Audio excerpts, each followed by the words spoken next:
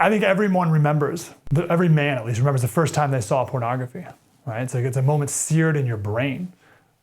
I couldn't imagine being bombarded with it when I was 12 years old, however old I was when you see your first Playboy at your friend's house, right? To be a constant, and like you can't even get away. Like it comes at you, like it is bombarded. Like you're not even looking for it, and it comes at you nonstop all the time. I've thought about this. I haven't thought about it in a while, but I've thought about this before. So I grew up. I was whatever age you are when you start to talk to girls, right when instant messenger on AOL first came, right? So like almost all of my initial interaction with talking to girls in a flirtatious way was done over the internet, where you have time to think and respond wittily and not necessarily quickly, right?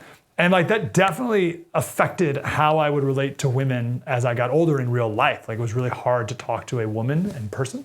And that's just like a little example. I couldn't imagine being bombarded with violent sexual images when you're 8 and then trying to go be with women.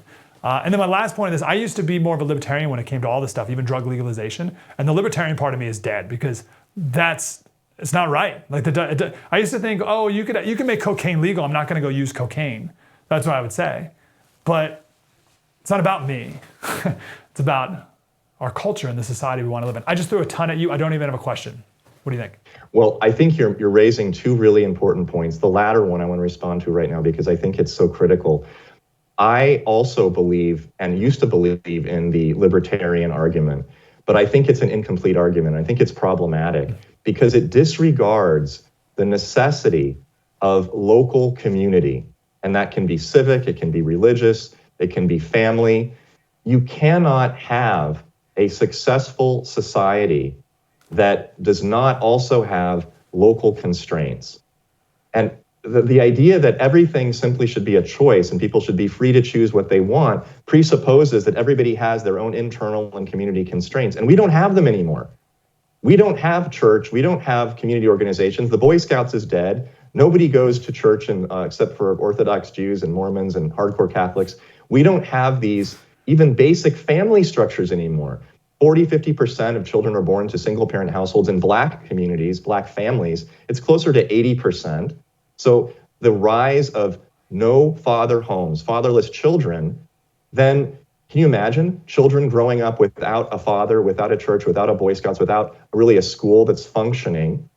And now they're being exposed to pornography, to drugs, to violence, and they're supposed to somehow make the right choice? That's absurd. It's completely destructive.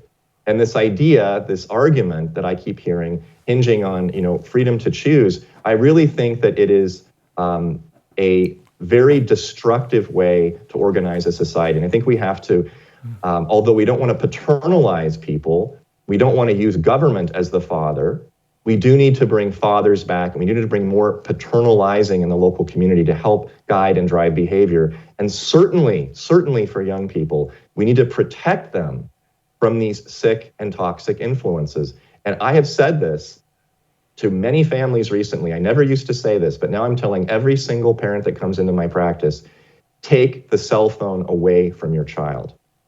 No child should be with a smartphone. You want to give them a flip phone to call 911 or call for an emergency, fine. But children should not have access to smartphones at all, period. Oh, but doctor, I need to, what if they want to communicate with their friends and they're going to be distanced from their friend and they're going to miss out on all these fun things that their friends are doing, doctor? Then you need to find friends that still speak to one another face to face and get together in actual play activities. Because a friend online is not a friend. In fact, that friend online is probably a sexual predator. But if the friend is a real live human, why is that child not hanging out with the real friend after school? Or why is that friend not coming over to the house for a play date? There's easy responses to that question because before the smartphone, kids communicated very, very well. The main reason why they're not communicating now, Mike, the young ones that are under age 5, is because they have not been able to see faces for the last 2.5 years. There's a 300% increase in language learning disorder referrals for therapy in the 1 to 4 age population compared to 3 years ago. They are not speaking. They are at home with masks. They are pointing their fingers in order to get what they want. And their parents, since they know their child so well, and it's the only person they interact with, they are actually doing things for the child that used to require verbal skills, communication with others, strangers who don't know you. This is a disaster. We're seeing, this is why I keep focusing on children. Pornography is a problem. The real problem is with the young people. Because getting back to the addiction issue, the rut that's formed, when this starts early, when you start ingraining a pattern of not speaking, of using images and sexual acts on a video in order to gain sexual gratification, rather than developing a healthy interest in the opposite sex. When you do all of this stuff and you just say, well, let people choose, I mean, where do we end?